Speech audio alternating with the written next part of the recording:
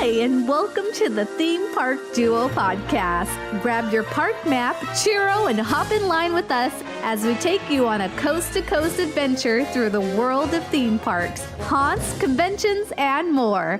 Now, here's your hosts, Nikki and Gabriel. Hello, and welcome back to another fascinating episode of the Theme Park Duo podcast. I'm one of your hosts, Nikki. And I'm your other host, Gabriel. And our topic today is the future of theme parks. Today's a little bit of a special day, isn't it? Yeah, we have a very special guest with us. Yeah, so normally we do the news first, and then we let the guest in. We made them wait outside in the cold, make them really want the warmth of the room, because then they want to stay, because normally they would just leave. You're acting like we force people to stay and record podcasts with us. Because we don't. No. Our chair doesn't have chains on it. No, right? Not at all. No chains whatsoever. Anyway, we have a very special guest today, and it's Rick West from Theme Park Adventure and Midsummer Scream. Hi, guys. Thank you so much for joining us today. Hey, thank you for having me. Yeah, so we usually, like we said, we usually wait for the guests to come in after the news, but you're kind of the news today. Wow. I've been pressure. called a lot of things, but is that offensive? News, no. Okay. Unless it's like the GNU news, then you're calling me like a big new, and I'm like, definitely not that. This is like the headline news. So one of the big things that a lot of people know Rick from is Theme Park Adventure, which is your amazing website where you do lots of coverage of theme parks, as well as Midsummer Scream, which we'll be talking about here as we head into our first segment, Haunting Headlines.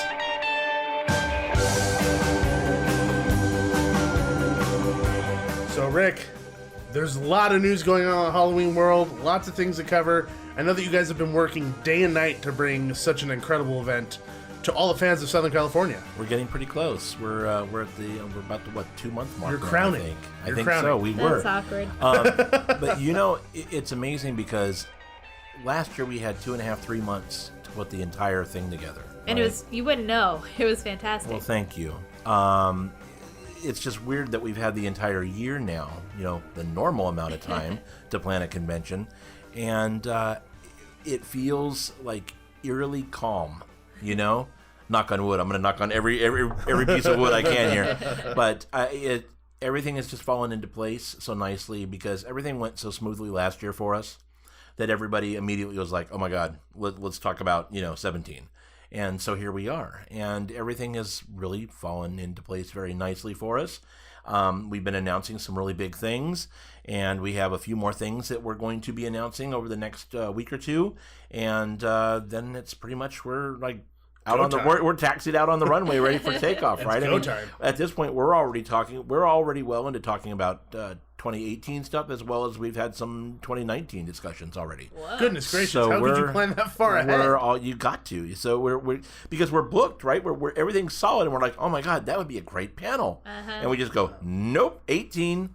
So that we've already got stuff that we're working on for 2018. So that's kind of the way that ball rolls. Well, inevitably, when you bring that many creative people in one room, you're going to come up with so many great ideas. It's pretty cool, yeah. So, yeah. I fell in love with a lot of the panels that you guys had last year, and I could only imagine how great they're going to be this year. It's going to be a lot of fun. We're really looking forward to having all of the theme parks back again, of course, We have Knott's, we have Universal, we've got Six Flags Magic Mountain, we've got Queen Mary, we've got Winchester Mystery House is going to be coming back down again.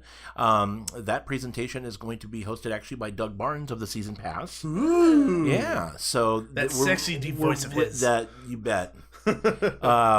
We're really excited about that, and to have all those guys back. And then, of course, we announced the Beyond the Fifth Dimension, creating the Twilight Zone Tower of Terror presentation. Now, that's a sore subject for a lot of people. It's going to be interesting, right? It's a hot button, which is one of the reasons we decided to make that a thing. Obviously, it is. It's a big, especially here in Southern California, obviously, where we have lost our Tower of Terror. It's like clickbait. There you go, right?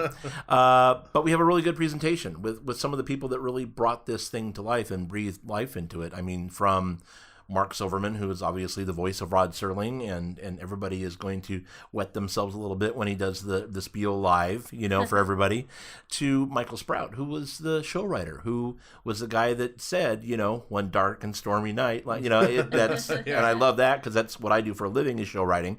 So to have the show writer of an attraction that is so near and dear to my heart be on our presentation, I'm kind of fanboy giddy about that as well.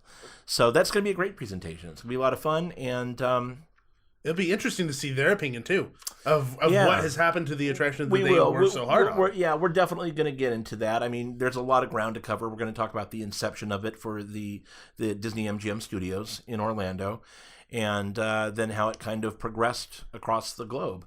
And so that conversation, that's going to be a really fast hour before it disappears into the fifth dimension. Right? So it's going to be a lot of fun. I'm really looking forward to that. And we got a lot of good stuff coming up. We got a lot of really cool special guests.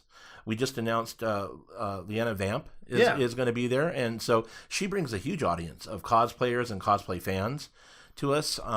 So we're really excited to have her out with us, and all sorts of things that we're still rolling out. So you act real nefarious here. You're kind of hiding a lot of things here, right? Well, I just got to be careful what I say, because everything is just about fully baked, but there are some things that we're letting simmer a little bit longer, Are there things that you could share with our audience? We're going to drop some nuggets here for you guys tonight. Ooh, so this is the first time you're going to hear this thing, people. This is big news. This is good stuff. I would be remiss not to talk about, we're talking about news. So the news of the day today is May 31st, and this is going to be tough to talk about. Of course. It already is. So a pillar of the haunt community here in Southern California, his name is Gary Corb. He created in 1973 the Hallowed Haunting Grounds in Studio City. And Gary, for the next 33 years, led a team of just creative home haunters, self-made home haunters. They were teenagers, they were kids, and they created this home haunt here in Los Angeles that was unlike anything anybody here in Southern California had ever seen. And they perfected it to really theme park quality over the 3 decades that they did it. And he really was the grandfather of home haunts here in the Southland, and has inspired so many haunts. I mean, you go to home haunts all over the Southland here, and there are tributes in these other home haunts to the Hallowed Haunting Grounds, which has always been very amazing. And so Gary and I have been friends for a long time. Well, Gary passed away yesterday, and he was taken too soon. He had a heart attack, and he died. And the entire community is reeling. We're reeling. And so what we are going to do is we are on Saturday at 5:30. I'm going to host a presentation at Midsummer that is the legacy of the Hallowed Haunting Grounds, and it is going to be a celebration of Gary's life and the inspiration that was created from Hallowed Haunting Grounds. And basically, we're going to show some media, because there'll be people in the audience that have never really seen what Haunting Grounds was about, and I'm sure there'll be a lot of fans and a lot of friends there. And the basic idea is just to come together as a group of haunters and friends of Gary's. And so we're still building the presentation, because this is obviously something very fresh, and unexpected. Unfortunately, this is not the presentation I would ever want to make. I'm going to moderate it, and we're going to have Rick Polizzi from Boney Island is going to be on it. Matt Ford from the House at Haunted Hill is going to be on it with us. Derek Young from Van Oak Cemetery is going to join us. And also Diane Meyer is going to join us from Rotten Apple, 907. And there's going to be more friends are going to be there. And we're just going to spend the hour just really lifting Gary up and talking about what he meant to this community. Honestly, there is no other place that you should be doing this to honor somebody's memory who's left such an indelible mark on this community than Midsummer Scream, where it's filled with the people who look up to somebody like this. So there's no other better place to be doing this. And it'll be an incredible moment for everybody involved to remember their friend, to remember their mentor, to remember the person who inspired them, because there's probably countless people that Gary inspired to continue on down this path. So, honestly, I think this is a really great way to honor the memory of this incredible human being and this pillar of the haunt community. Yeah, it's gonna be rough. Oh, really? It's always really rough when this stuff happens. It's gonna be really rough, but it's the least we could do. I found out this morning at about 4 a.m, and I immediately sent out email to our team and said we need to do something, make some focus here. Yeah, and so that's kind of right away. Matt Ford, I was talking to Matt this morning, and he said, "Oh, there's got to be a panel. There's got to be something, to do." And the minute I started asking people, everybody was like, me, of course, we want to participate. So that is one presentation that's going to be very near and dear to our hearts, but something that none of us ever wanted to do. Yeah. And our love to Gary's family and close friends, and to Gary's husband, Gary. It was the pair of Gary's. Gary squared. So our love goes out to everybody. And this is a really, really hard time, and the entire community is reeling from this. People are still finding out tonight, and it's really hard. And the thing is that we're gonna find comfort together. Yeah. In celebrating somebody's life. Yeah, it's not. This isn't about mourning the death of somebody. It's not any of that. It is about celebration of somebody's legacy. Yeah. And being happy about what they were able to provide and what they were able to accomplish and what they were able to do with the life while they had it here with us. Yeah. And we are sad that somebody has left us, and that's what always is the hardest. And that's what I texted you earlier today. I said, it's always hardest because we're the ones who are left behind. Oh yeah. That's the hardest thing about it. Sure. So, but there's no other better way than celebrating somebody's life like that, and that's incredible, and I can't wait to experience something like that, because the air is going to be heavy and electric all at the same time. Yeah. So there's something therapeutic about remembering and being with friends, and the haunt community is a very close community. It's more like family. Sure. Everyone just has such respect for each other and really treats each other like family. It's a beautiful thing. So everyone will be there for each other. I think it's going to be really beautiful. Yeah. I think it's going to be really great. Yeah. Yeah. So let's move on from this for a moment.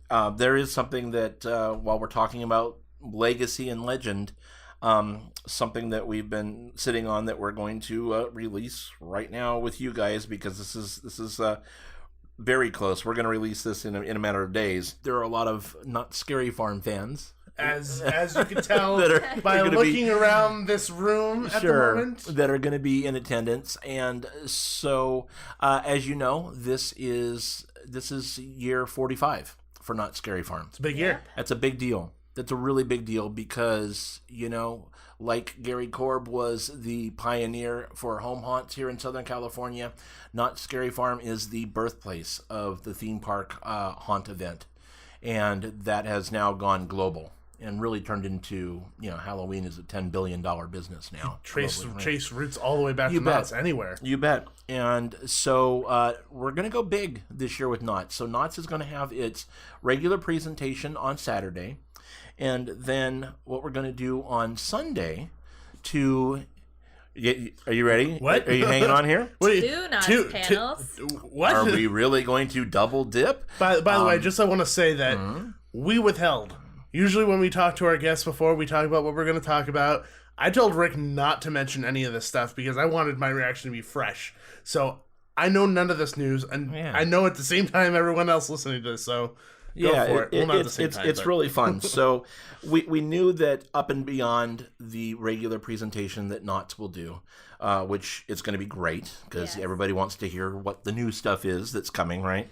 There is an undeniable huge chunk of history there that Knott's in their hour, they're not going to be able to cover when they're talking about all the new things that are coming to Scary Farm this year, right?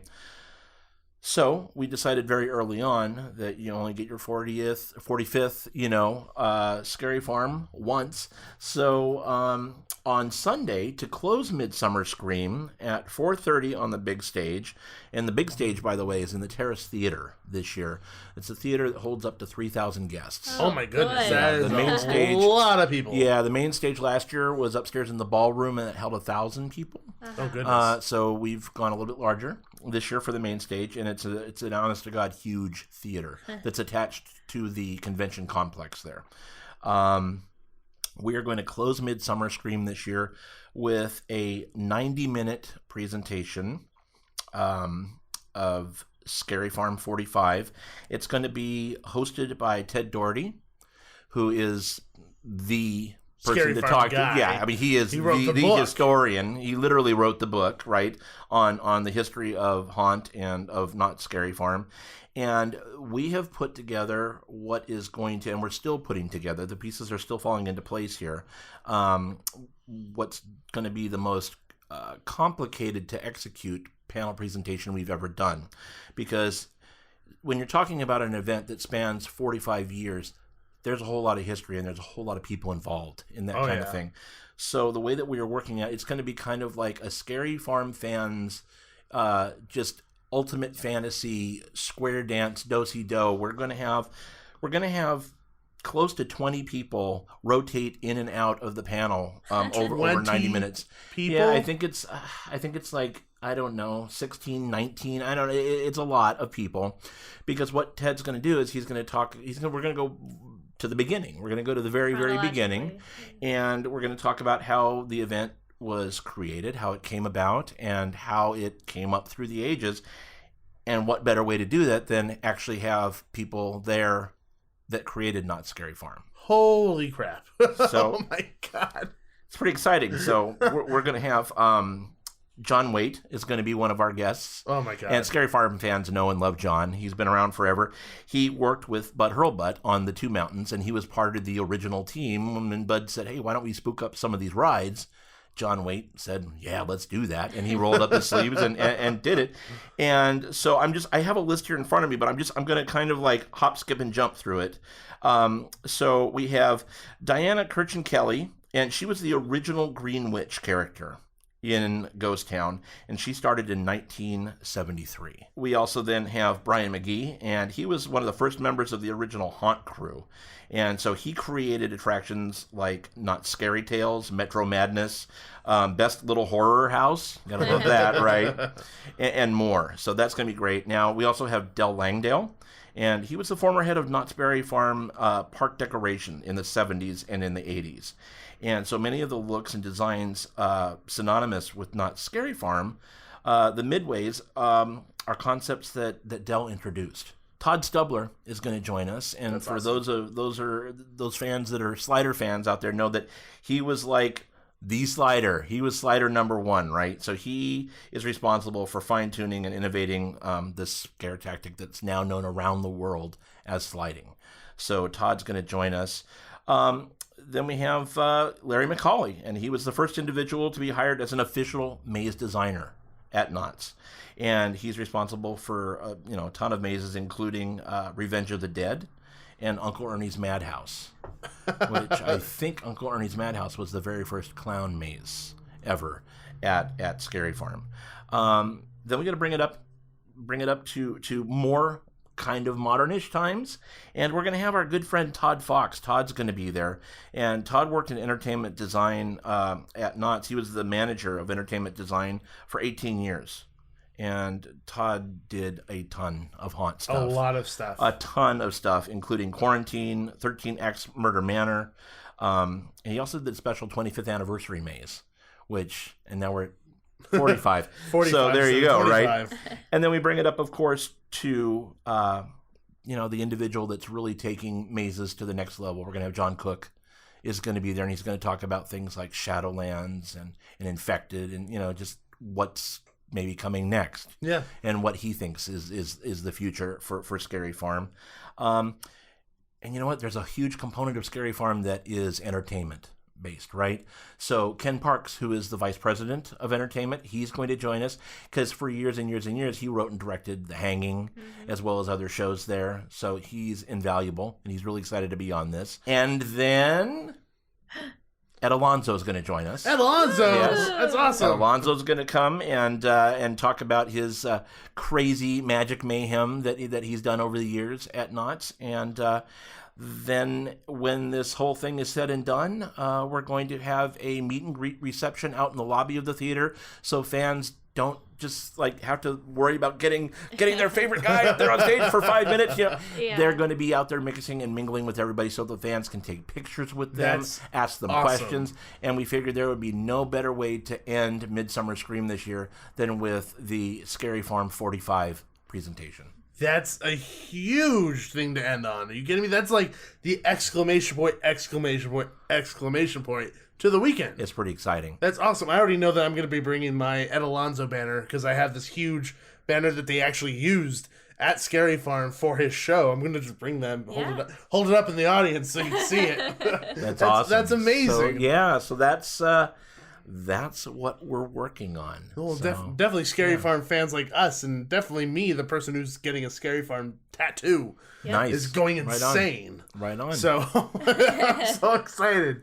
That's going to be a good one. That's going to be a real fun one. That's definitely going to be really fun. And thank you for dropping that news. Well, there you bombshell. go. Goodness right gracious. in your lap. Nice. And then also, we've heard that you made a little trip across the country. We did. To Orlando. We did. We were fortunate enough to be guests at Universal Orlando's grand opening of Volcano Bay this last week. It opened officially on May 25th, and we flew out on the 22nd, and we spent a week with our pals in Orlando, and we did it up. It was the first time I've been to a water park since I was probably 11. I'm 47 now, so you do the math. And it was, in the 22, 23 years that I've done TPA, unless I'm missing something, and it would be, I couldn't believe I missed it, but unless I'm missing something, we've only done 2 park openings because parks don't open very often. That's a big deal to be there when a park opens, right? Attractions, sure. Night and day because it's Southern California all the time and around the U.S. all the time. New parks, that's something special. So we were at the opening of California Adventure when that opened, and now we were at the opening of Volcano Bay. That's pretty incredible. Yeah. And it kind of goes along really well with our topic today of the future of theme parks, because right when Volcano Bay was being announced, the big thing there was the Tapu Tapu, virtual waiting system that they have implemented into their park. Everyone was curious how that was going to work and if it worked, and just that was kind of like a big step forward in the sense of not having to wait in lines. How was your experience visiting Volcano Bay? We could just talk about the overall first shock and awe of going in there. So our experience with Volcano Bay really started when we, in 2015 when they announced this, right? And they started sending out renderings and press releases and all this stuff. And then last year when we went to IAAPA in November, we got our first look at Krakatoa, which is the volcano. It's a 200-foot tall volcano. It was pretty crazy because as we approached Universal Orlando on I-4, you see that Krakatoa sits on top of I-4. It is so close to the freaking freeway. Is it really? Oh, dude, it's what in the hell? It's crazy pants. It's right there. And so that we were just shocked and awed by how close it was, and just looms over the freeway. That was our first real physical introduction to Volcano Bay. So we were invited to participate in the media events. So when we landed on the 22nd, we landed about 10 minutes before a really, really intense storm came through. Oh, okay. So we didn't see Krakatoa until we were right on top of it, and there was lightning, strobe lights, and thunder that sounded like cannon fire flashing all around this volcano. And I'm like, this is great to open a water park in this. This is perfect water park weather. I can't believe we've come to do this. But it was really, really great to see something that, it's always cool to see something in a rendering in a press release when you first get it, and then to physically see it with your own eyeballs actually come to fruition. That's always a really cool feeling. And something as awe-striking as, the Matterhorn here is like 163 feet, I think it is. Yeah. Krakatoa is 200 feet. And it's big. It's girthy. It's a freaking volcano, right? So when you do see it, it's pretty awe-inspiring. It's pretty damn cool that they actually built a volcano in the middle of Orlando. And what's cool is that one of them, is it one or two of the main attractions are actually in the volcano? Like you actually go up the volcano to get to it. There are like four attractions. There's 4? So there's the Krakatoa Aqua Coaster. Yeah. That goes in and out of the mountain. Then there are the 3 slides. There are the 2 serpentine body slides, and I'm not going to pronounce the names because I can't. And then there's the one that is 125-foot drop at a 70-degree angle straight down through the heart of Krakatoa. It's like a trap door one. They're all trapped. So they're all trap door. All the slides that are in Krakatoa are trapdoor. I've never done it. Johanna did one. You didn't do it? Oh, hell no. Why not? No, because I named them Nope 1, Nope 2, Nope 3. I said, nope. First of all, I'm not walking 125 feet upstairs. Okay, that's a long-ass walk up the stairs.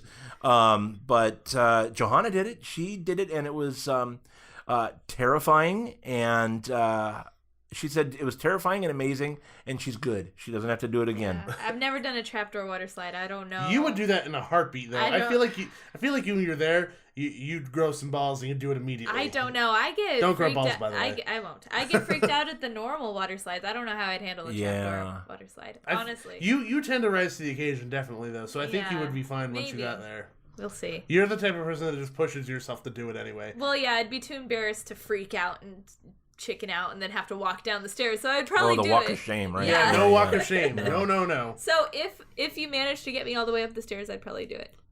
Okay. Johanna well, you heard it here first. She said being on the platform up top is pretty crazy because at that point you're like at the 125-foot level and you have the water that's flowing down the waterfalls over the face of the volcano. The wind's blowing, the water's blowing, blasting in.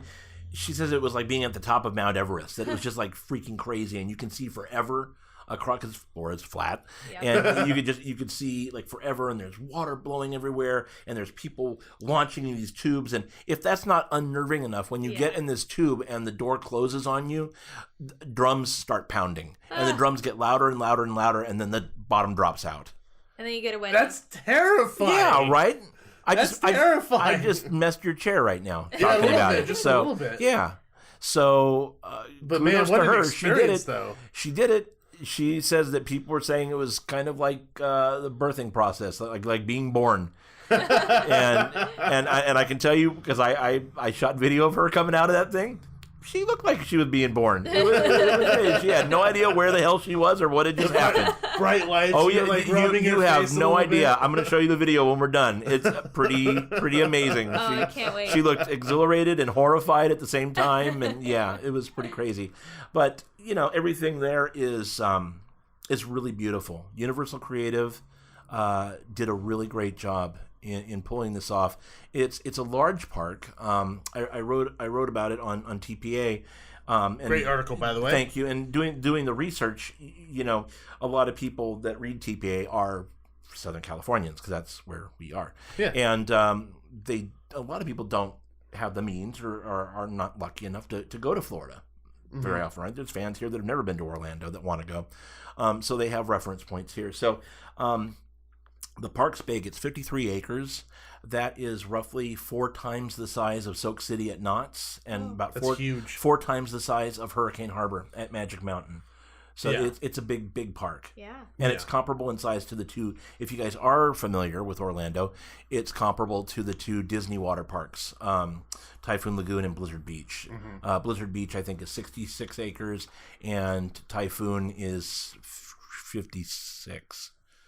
56 acres, yeah, and Blizzard Beach is 66. So Volcano Bay is right up there with them. That's pretty big. Yeah. And how did it live up to the expectation of being, I guess you could say, like the world's first water theme park, because that's what they're referring it to. They're not referring to it as a water park. Yeah. It's a water theme park. How did that live up to your expectations? You know, that's a hot topic, right? People are talking about, the fans are talking about that, and it's funny because, I mean, it's kind of like party lines, right? Universal fans are all about it, and Disney fans are like, it's not a theme park, it's a water park. You know, it's if you go into a park, and I wrote about this, of course, again on TPA. If you go into a park and it's got a theme that carries the thread throughout the experience, and the attractions carry that theme throughout the experience, your food and your drink, they're all geared and themed to that experience. Your merchandise, your team members, the area music, your wrist things, like your whole wait time system. Everything is into this theme, which is it's a kind of a Polynesian, New Zealand type vibe going on there. You know, it's a theme park. Yeah. You know, there's no definition written anywhere that says, well, a theme park must have iron rides. It must have. No, it's a theme park's a theme park. I think that if Disney had decades ago, when they opened Typhoon Lagoon and Blizzard Beach, said these are theme parks or water theme parks, we wouldn't even be having this discussion today, right? Yeah. And, you know, Disney, sure, they may have coined the whole theme park phrase and the jargon that goes with it, but they don't own the market on it. They don't get to say what definitively is or is not a theme park. So Universal said, well, no, this is a water theme park. And you know what? I have no problem with that. What they have created there is beautiful, and it is cohesive. The entire experience is cohesive. And no, I have no problem at all saying that it's a water theme park. I guess in that sense, they're kind of breaking the mold, because once you say theme park, I think everybody, like you said, kind of has like this idea in their own head of what exactly creates a theme park. Mm-hmm.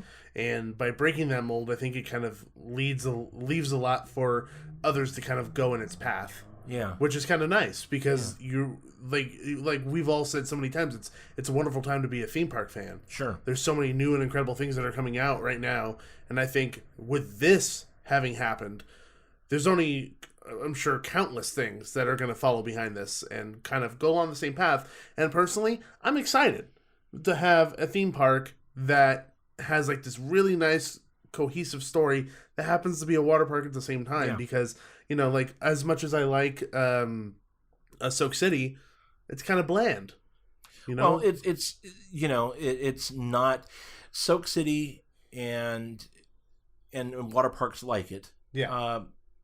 They're beautiful. Raging Waters is the premier one, right, here in Southern California, right? So they don't pretend to be theme parks. They're water parks. Like, you go to King's Dominion or King's Island or any of these other, they're amusement parks. Cedar Point, it's an amusement park. It doesn't pretend to be a theme park, and they're great at what they are. You know, there's nothing wrong with being a water park, right? No one's gonna. It doesn't diminish Raging Waters to not say, well, we're not a theme park. Oh, we're just a water park. No, you're a water park and you kick ass. That's great. That's what people want. So I think that we will continue to see regular water parks come online, and I think that you will see companies kind of step it up, because they say, okay, well, Universal kind of plays that trail, and we can maybe call ours a theme park too. Yeah. At the end of the day, it's a great experience, and you have fun. Yep. So, like, really, who cares what it's called, really? The fans win no matter what. Yeah, so. absolutely. Yeah. Most importantly, and probably the most important question, how are the drinks? The drinks were free. Oh, the drinks were real good. So you asked what our experience was. Our experience was something that nobody else will ever have. We got to experience Volcano Bay in its entirety, just as the media, on the 24th before it opened to the public, and I think I would be embellishing if I said there were more than 300 people in the park. Oh, wow. So dude, there was really nobody. There was nobody. Really nobody. And all the drinks, you just walk up to the bars and the drinks are all free. The food was all free. So that'll never happen again. Yeah. But it was funny. I went up to the bartender and I ordered one. They're all tropical drinks. They do have full bar, but it's Polynesian tropical tiki type drinks, right? So we were trying to order as many of the drinks and test them and see how they were. And And the bartender looked at me. He said, "Would you like the 20 ounce or the 40 ounce?" And I looked at him like, "Brother, please. If it's free, don't be asking me what size I want. Just fill up the bucket, all right?" And the drinks were really good. Their drinks were really, really good. The bartenders were great. They were fast. And the drinks worked. I can't condone, but I can't deny that we maybe had drinks and then did water slides and things, and that's an experience. But no, it was really interesting. And also on the flip side of that then, because I know we're going to talk about Tapu Tapu, we didn't get to experience any of that really, because the whole point of Tapu Tapu is going up, you tap into the ride, and that enters you into the virtual queue, and it tells you when to come back. There was none of that. In fact, we rode the aqua coaster 4 times without even getting out of the aqua coaster. And that'll never happen again. Yep. So we were very fortunate in that. But the downside was we did not get to experience firsthand, Tapu Tapu. Kind of rolling into the topic of the episode, you were talking about the day that you went. And let's compare that to the day that they opened to the public. Yeah. Because this is really the test. And the future of theme parks, a lot of people are talking about virtual lines. Mm-hmm. People are talking about not having to wait in lines. Is this something that we could definitely see coming into a theme park that we know that isn't born with it? Well, they tested it with Jimmy Fallon, right? Well, Jimmy Fallon was kind of like it was a virtual queue, but they had like holding rooms that you kind of go through as opposed to a normal line. This one is literally you tap, you walk away for 4 hours, and then you come back. It's tricky, it's tricky, and they've been open just a handful of days. Yeah, this is all brand new stuff. Yeah, it's all brand new to everybody, and so it's one of those things that I think looks really sexy on paper, and it's really cool to pitch it and say this is going to be, you don't have to wait at all. You're going to tap in.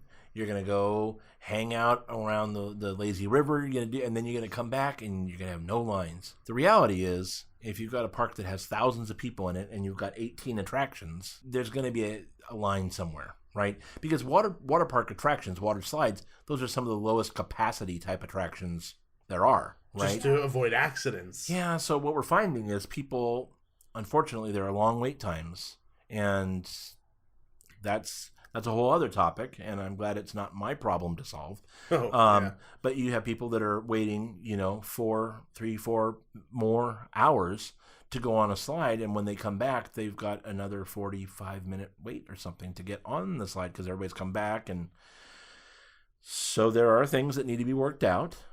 It is not a perfect system. I don't know.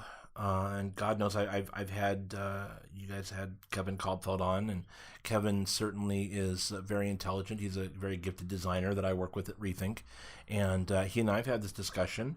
He is adamant that he thinks that the virtual queues can work. I'm not so sure about that. I think that maybe and it's got to be a discussion that Ops is having right now with creative. I would imagine that if things don't change very quickly, that we will see standby lines on some of the more popular attractions at Volcano Bay while they figure this stuff out. The problem with that is these slides were not set up with queues. They were not designed. Some of the stairways aren't big enough to have 2 separate lines going up. So then that opens a whole other discussion of, well, what the hell do we do with all the people? And so they put all their eggs in one basket. Kind of. They didn't think, oh, well, if the virtual queue doesn't work, then we can do this. They didn't. and then there's also the issue that you brought up when Fallon really came up was just people's mentality in general. People linger. They're like, oh, well, if I scan my wristband for a 4-hour wait, so did 20, 30, 40, 50 other people. I want to be at the front of my time and group. Fallon does have a standby line now. So I called it. Yeah. Yeah, you did a really good job in calling that. Yeah, it does. So it's going to be very interesting to see. I think personally that if and I'm choosing my words very carefully here because I don't want to come across negative. If you can't find a solution to these wait times, because the problem is if you tap into 2 things, you get the aqua coaster and then something else, and then suddenly you can't do anything else for 4 or 5 hours. Yeah. That's problematic for a lot of people. Some people, peace out, I'm going to go lay down, I'm going to have a drink, and that's great. But when people pay to come into your park and they're on vacation, they're in theme park mode. So they've got to do stuff. Yep. And there's only so many times you can ride around the lazy river. There's so many minutes you can wait in the wave pool, before you start going, okay, I want to do stuff. So I'm sure that Universal's not dumb. They're I'm sure trying to figure out a workaround on this stuff. And like I said, as a fellow designer, I'm rooting for them, and I'm very curious to see what the outcome is of this. I think personally that if they can't figure out something quickly, that we will see Tapu Tapu kind of become more of, this is what you set off the interactives throughout the park with, this is what you pay for things with, this is how you get into your lockers type of thing, and this is how you can reserve virtual lines, which are really then become like fast passes, right? Yeah. Or you can stand in standby lines, and you can do both, right? Yeah. I think that's probably, if they can't alleviate some of these big wait times, I think that's maybe what Tapu Tapu's role then becomes. So more like a magic band. Yeah, I think so. Okay. And that wouldn't be the worst thing. No, I don't think so. Not at all. I think the major concern for me when talking about the overall scope of a lineless ride or a queueless attraction is the amount of guests that just propels back into the park, because a lot of people are eaten up by these attractions, and attractions are built solely based on the idea of eating people. Yep. And keeping people in line, keeping people going through to make the rest of the park not crowded. Yes. And by shoving everybody else back into the park, it makes it a much more crowded experience. You're so, correct. So imagine Disney on Capacity, which I'm sure all three of us have been to. Yeah. Times about 10, because all the people in the lines are going to be out of the lines. Yep. And that sounds horrendous and terrible to the point where I would never want to go. Yeah. And that's my concern about going forward. And like you said, unless they figure something out, I don't think this is really something that they're going to go for, because like we already said, the line for Jimmy Fallon is there now. Yeah, I'm kind of the mind of, if it ain't broke, why fix it? Don't fix it, right? I mean, Disney does this thing now where you can't sit and wait for things anymore. It's like, people have done this for 50 plus years. No one's at going to Disneyland, change right? their attitude about it. It's in our culture's DNA to sit and wait for things now, and to say, oh no, you can't sit here. You go get a fast pass to watch this parade. What are you talking about? People just line up. So, and of course, as storytellers, we use the queue to set the entire attraction up. And so if you then take away that queue, I mean, imagine going into, Indiana Jones and getting right on the Jeep without any of the buildup, without any of the explanation of what the Temple of the Forbidden Eye is. You lose a really important part of your storytelling process. Yeah. So for many reasons, I'm not personally a fan of the virtual queue idea. I mean, I can see where it's coming from. I don't know. At the end of the day, it's going to be interesting to see how it all pans out. I think that queues have been around for over 100 years in parks. I don't see them going away. I really don't. It really just seems like a real big kind of balance or fight between the business side and the creative side. Business side says, if we don't have any people waiting in line, they're buying more stuff. They're eating. They're drinking. But creative wants to keep those people to give them the experience that they want. That's what it kind of feels like at this point. I think there are a lot of struggles like that, going on behind the scenes. But at the end of the day, you've got to take care of your guests, right? I can't imagine going into a Disneyland or an Islands of Adventure and have all the people that are sucked up by the lines, like you said, kicked out into the midways and the walkways. Yep. That's not fun. And the infrastructures are not there for that. I can tell you that there are two dedicated bars at Volcano Bay. They're not that big. And so they're at capacity very quickly. So you can imagine if a park like Disneyland, which can hold, upwards of 80,000 people, those restaurants, all that stuff, it's just not designed for that. Yeah. Right? Yeah. You build a park knowing that you're going to have thousands of people at any given time in queues. That's what you rely on. That's your theoretical, that's your capacity right there, right?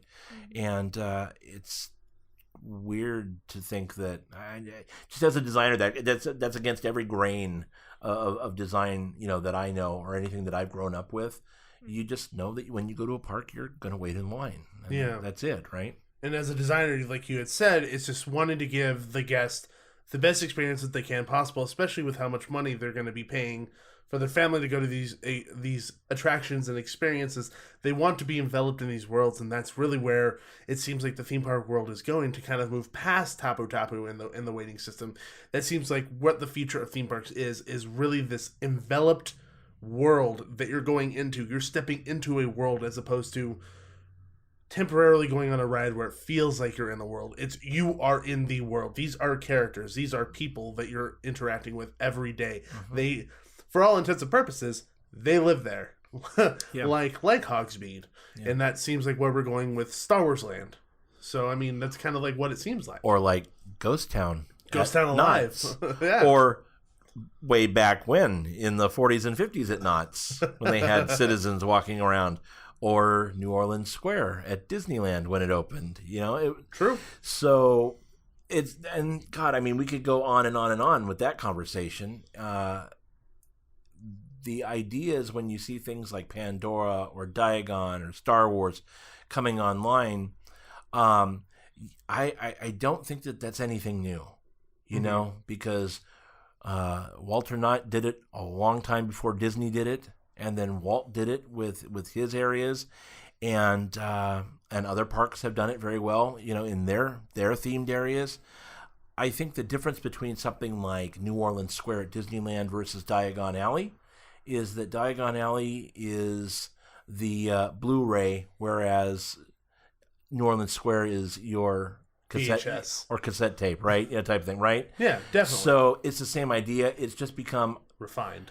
So rather than immersive, I like to say it's become HD, right? The detailing is much finer, and you can see all the fine little detail versus, just standard, right? Yeah. It's funny because I never actually thought about it that way until you actually said it. Yeah.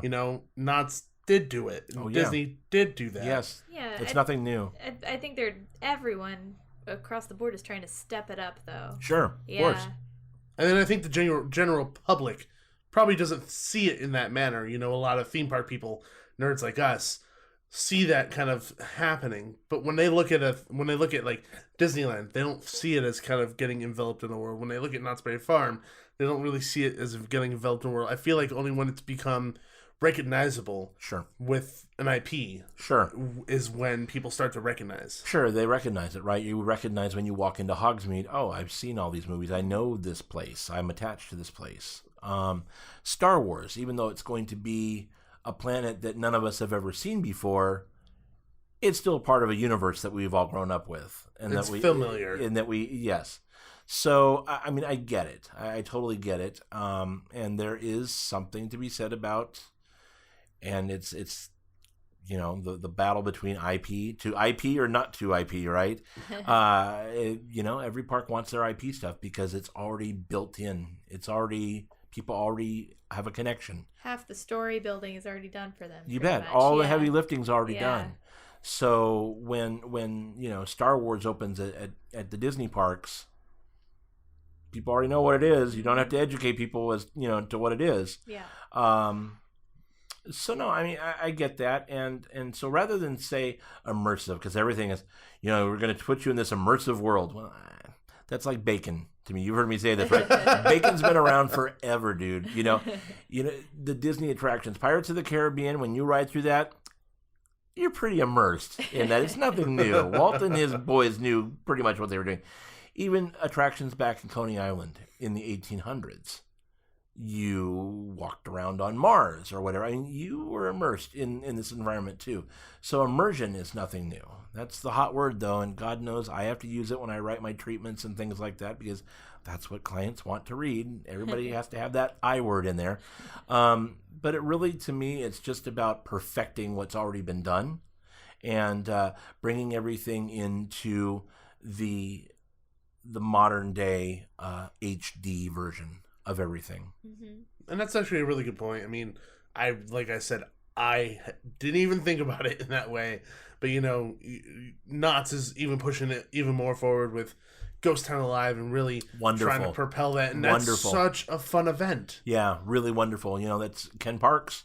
Ken Parks is, again, writing all that stuff. And, God, you got to hand it to the actors, the men and women out there that just do that stuff all day long and interacting with the guests and sending guests on little missions and all that.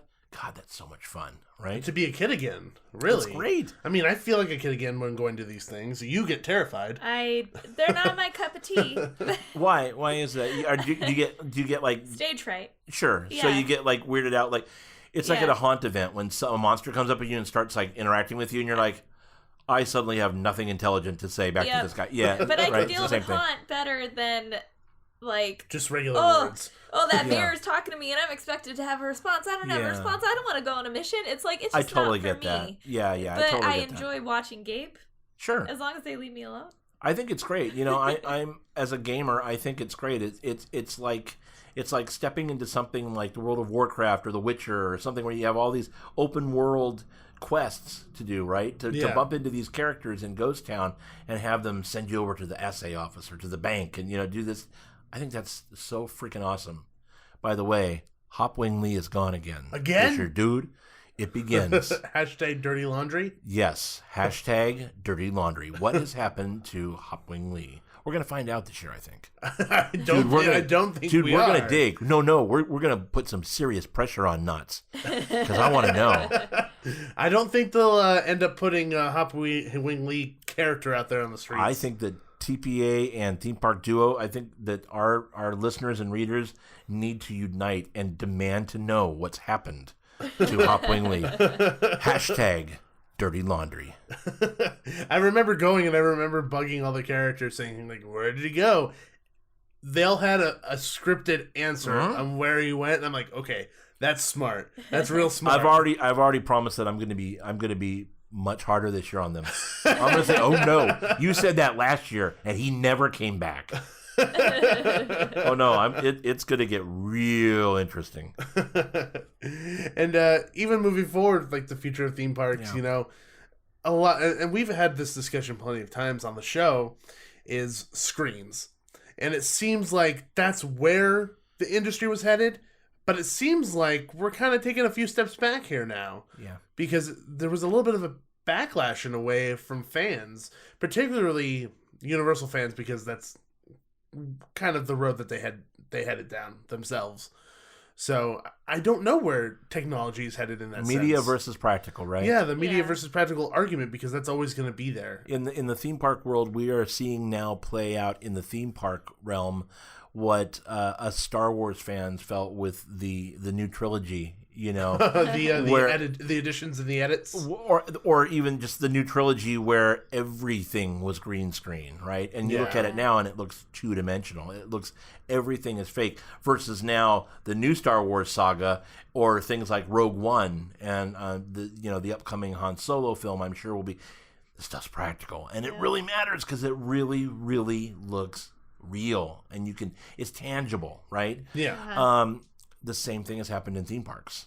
You have attractions that we've all grown up with: Pirates, Mansion, Indiana Jones, for you Florida kids, Journey into Imagination, Universe of Energy, and then suddenly media is available and people being clients think, oh, well, it's much cheaper to do a projected thing than pay for, $1 million animatronic to be standing there that's going to have to constantly be worked on and fixed and that type of thing.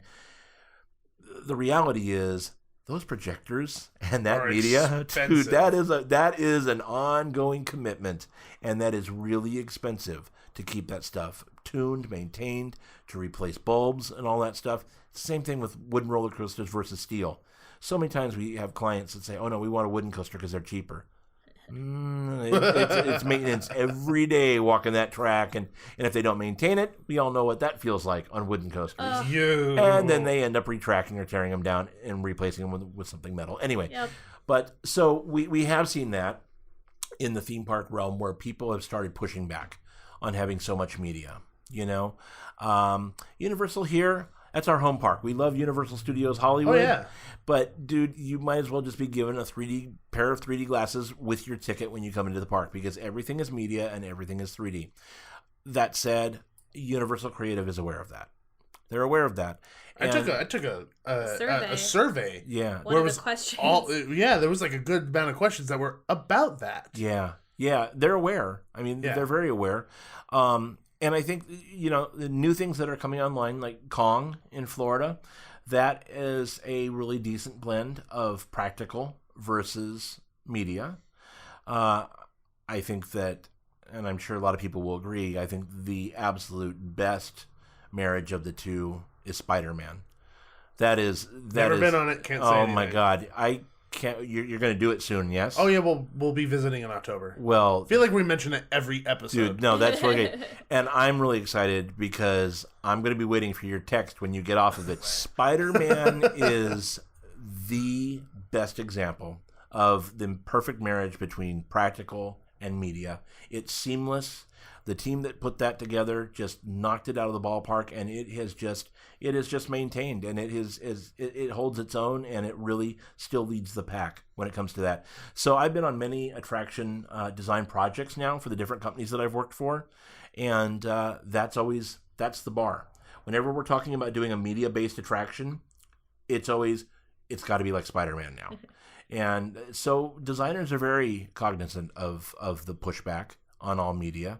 And I can tell you, from a design point of view, much more fun designing a practical attraction than something where you're just surrounded by media screens and projectors. So I think that the future of theme parks, as far as that goes, I think that there will be a happy balance. You know, you obviously cannot have something that is as large and as fluid as a transformer. If you build an animatronic that is 15 feet tall and moves so quickly, that'll work for like 3 revolutions, and then it's going to start breaking, right? It's not going to run 12, 16 hours a day, every day. It's just not going to happen. So yes, there are certain things where it makes sense, like in Transformers, to have them as media. They wouldn't work, in my opinion, they wouldn't work as an AA figure because they would never maintain that way. They wouldn't. Yeah.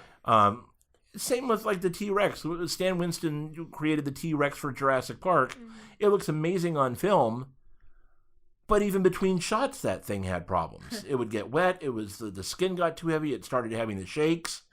So you can imagine in a theme park attraction. Mm-mm.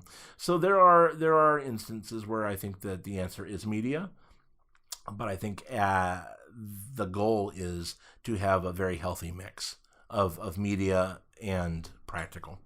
And it seems like you said, that's kind of where we're headed, especially with newer things that have come along, kind of like Pandora, where we're seeing the Navi River journey. Yes. Where we have... That's a great example. Digital backgrounds that kind of give depth to what we're looking at. Yes. But also have an incredibly fluid AA figure that's so lifelike. So there is that nice balance of... But it's the digital projection is used for a specific reason. It isn't the entire attraction. Right. I guess that's kind of like what it is. I think we can expect that in Star Wars even more so. Yeah. We know for a fact because we've all seen the AT-AT walkers, right? Yes. So those are certainly practical. They are in the building. But I would imagine that there's going to be some media effects augmented with that, right? Mm-hmm. So I think that yes, I think Pandora is an excellent example of that, especially the river ride. I think that we're really going to see where Disney's going with that once Star Wars comes online and we do that attraction. Yeah. So talking about Star Wars, the ride system for the Millennium Falcon ride, I'm a bit confused because I know that ride is supposed to be you piloting the Millennium Falcon. That is what they're billing this as. That's what the line is. Yeah. How would they be able to design a ride or an attraction around unpredictability? It's like a Mission Space type of thing.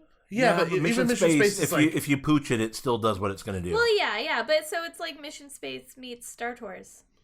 But it still does it. So my whole point is they're billing it as an attraction where you pilot it, and there are outcomes that are changed dependent upon how well you do in piloting the ship. Is it air quotes like you pilot it, but I don't know. Clue. To be honest with you, I don't know. That would be my bet. And this is technology that's either brand new or something that we've seen before. And I'm really curious about how far that goes. Sure, it's going to be that's the ultimate interactivity, right? Yeah, actually piloting the Millennium Falcon. I mean, if that's the case, and if somebody on your team can blow it, oh, there's going to be a lot of whirlies in the bathroom in the outer rim. But then that's also I can't believe the outer rim. The outer rim. Yeah, I can't believe you blew it for us, dude. Or that's the last time we bring Grandma on this ride, right? But then that's also a thing that they said, going back to like the immersiveness of the your experience in the parks and in the lands. Didn't they say that how you pilot the Millennium Falcon characters will know. It carries throughout your experience in the land, so characters will know.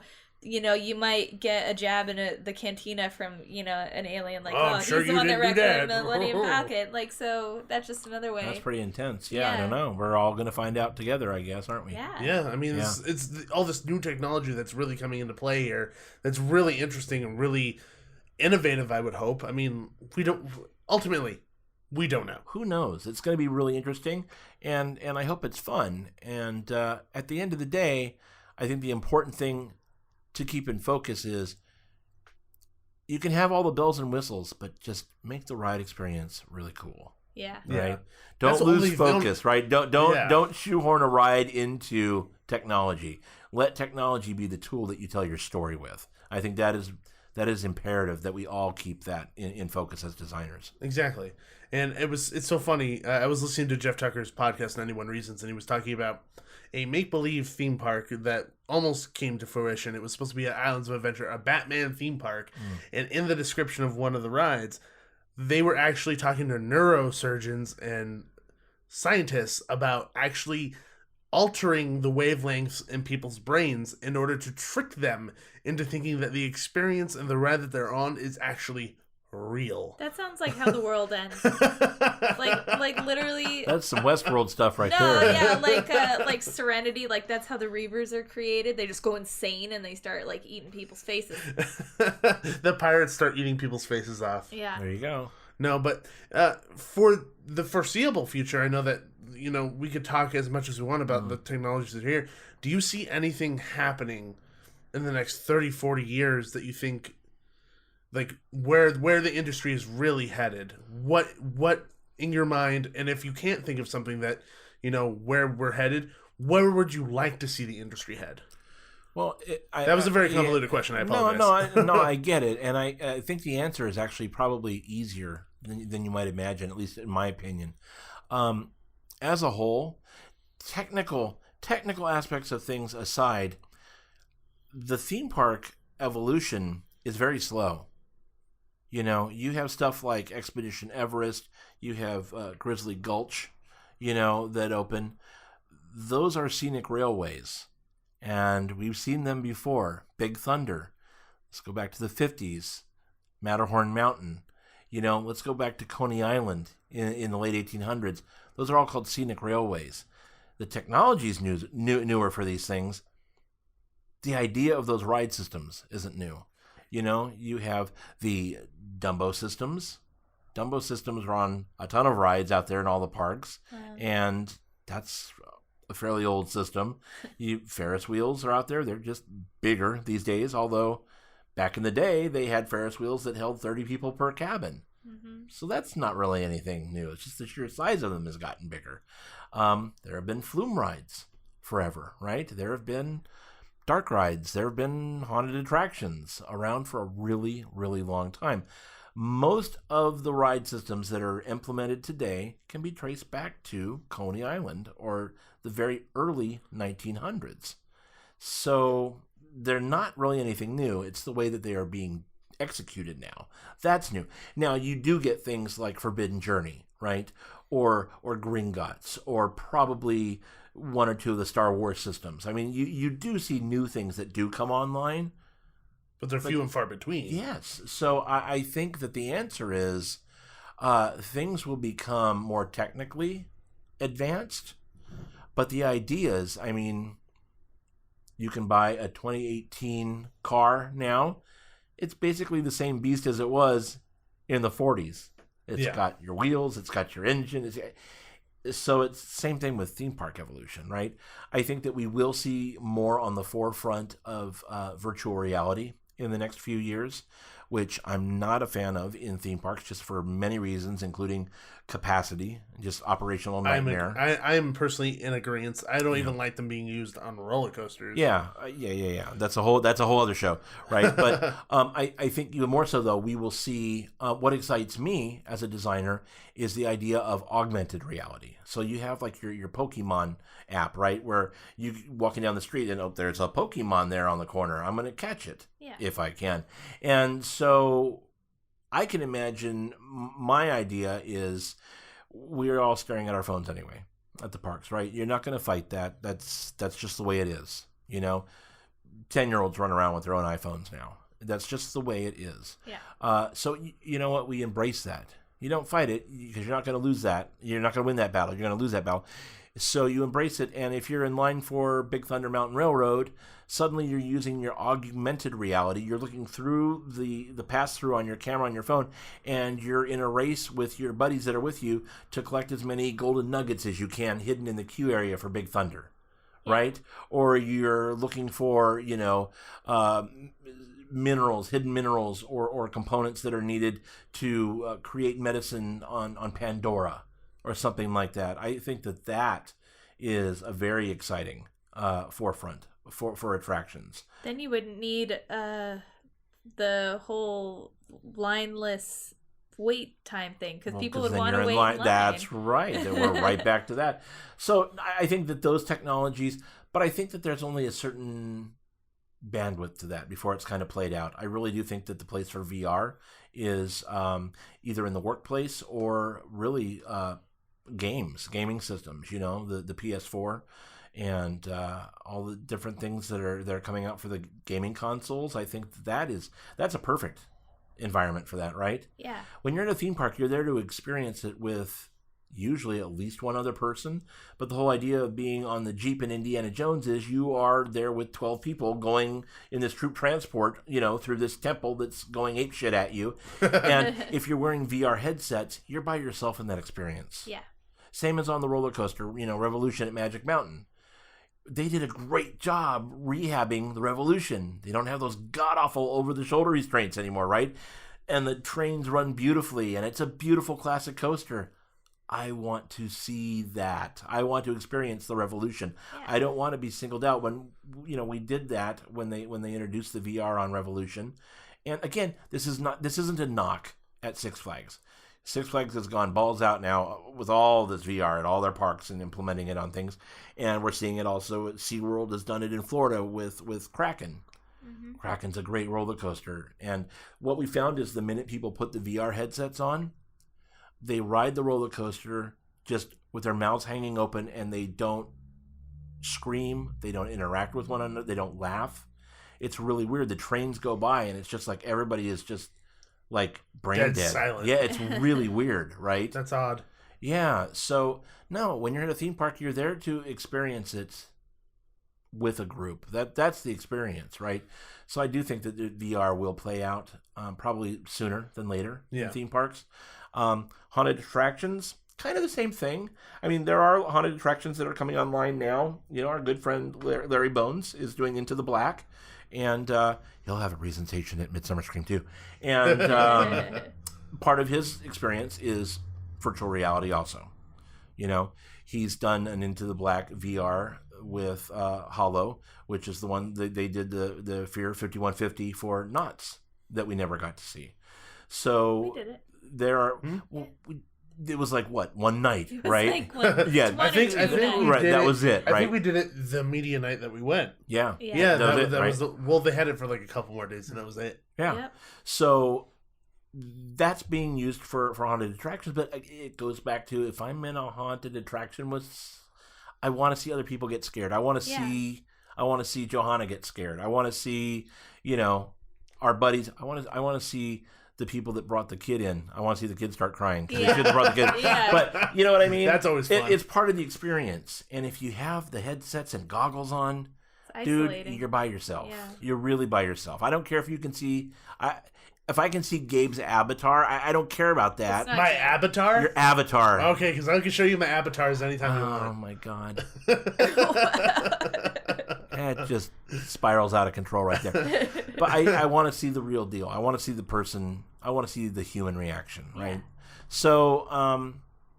So yeah, I guess that's my roundabout answer is I don't think that the evolution of theme park, I think they will become more HD. I'm not going to say I word. I think they're going to become more HD, and I think they will become more interactive, with facial recognition technologies, or perhaps just, RFID type technologies.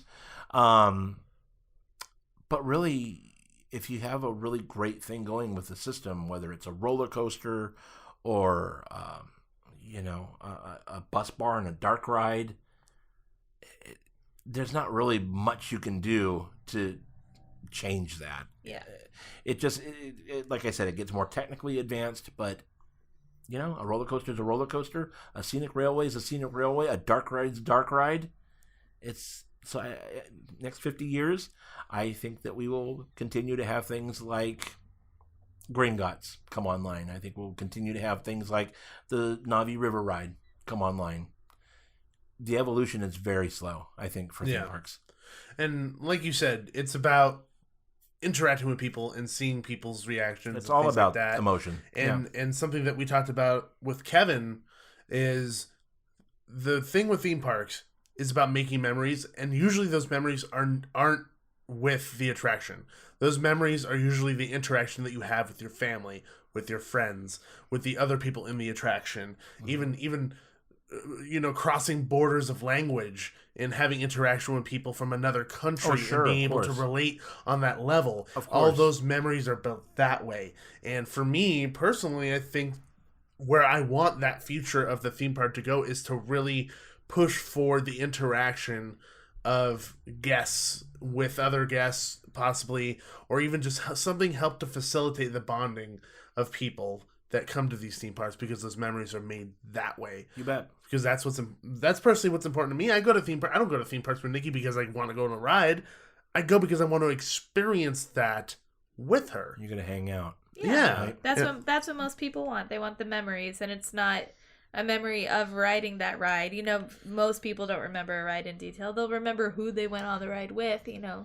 Things like that. And like technology, I think, is going to play a big part in the future. But hopefully, it's a like not a crutch. Hopefully, it's something that the park designers use to help the guest experience rather than something they rely on too much to help facilitate. Facilitate rather than just leaning on it to make something cheap or easy, so. Mm-hmm. You're so busy asking if you could, you didn't ask if you should. Exactly. Right? Exactly. Right. And that's honestly a really good place to end on a nice, sweet little packaged note. There you go. At the end of the show. So thank you so much for joining us today. That was a very emotional, exciting, that was an emotional very roller in-depth coaster episode. There we go. Oh my goodness, we went everywhere in this one. So thank you so much for joining us again, and make sure let everybody know where to find you. Everyone knows where to find you, but still plug away, my friend. So we live online at themeparkadventure.com, and social media, Periscope and Twitter, it's TPA Magazine. Instagram is Theme Park Adventure, and Facebook is Theme Park Adventure. You can also find Midsummer Scream at midsummerscream.org, and just on your social media, you plug in Midsummer Scream, and up we come. And make sure to buy your tickets. It's coming up in July. Oh, it's coming. It's so close. I can almost smell the fog. I can hear the screams. I can almost hear the sliders. You don't know how excited I get just thinking about that in any time of the year. It's gonna be great. It's gonna be so much fun. I talk about Halloween probably every single month. Oh, every single day I'll mention Halloween. Like, hey, remember that time we were at Hey, remember that time we were at Halloween Horror Nights? So Midsummer Scream is the place to be if you got those cravings, you need your fix. This is the place to be. This is it. This is the Comic-Con of Halloween, right? This is your drug of choice. That's right. Is Nikki going to pressure you to get a black kitty? Maybe. See? My face will explode. See? I don't want to be hopped up on Benadryl all the time. Last year we had the little black cat adoptions out in the hallway on the concourse there. We have a black cat lounge this year. You're going to have to drag me out of there. You go in yourself, and then I'll wait outside. I'm going to play with all the kittens. There was a dog in one of the cages last year. You bet. You know what the dog said to us? He goes, meow. Mm-hmm. Sure. It was great because by the second day, they were bringing in... They were gone, right? Oh, yeah. Oh, yeah. White cats, old cats, a freaking... turtle. I mean, who knows what they bring in, right? It's like... We're out of cats, we're out of animals. Bring what you got. And that's great, right? Because everybody got adopted. Yeah. And they're like, oh, all these kitties got to go. Yeah. So it was awesome. And so we're hoping for that again. So our push again this year was, yes, we want black cats. We widened that playing field a little bit. I said, let's go with black and orange cats, right? Because Halloween. And... but you know what? At the end of the day, we just want to get these little fur balls adopted. So I imagine that we're going to have all sorts of kitties and things in there for people to adopt. Oh, yeah. As much as my face explodes anytime I'm around cats, I love animals. Yes. I've always loved animals. You and me both. I'm allergic to cats. And you have Jawa. I don't know how you do it. Lots and lots of Roomba running around. We have nothing but hardwood floor. So that we probably run helps. Roomba all the time. Whether we have the air conditioning or just the fan on all the time, pretty much. Windows open, that type of thing.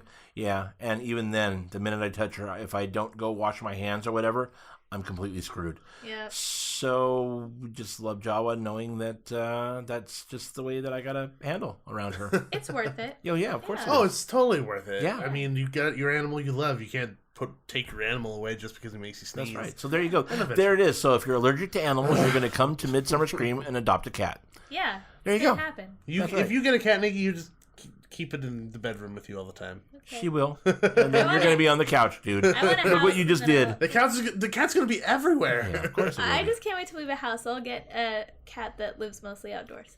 Yes. That's my cat growing up was mostly outdoors. Same with my cat. I had a cat growing up. All right. Only outdoor cat. Only.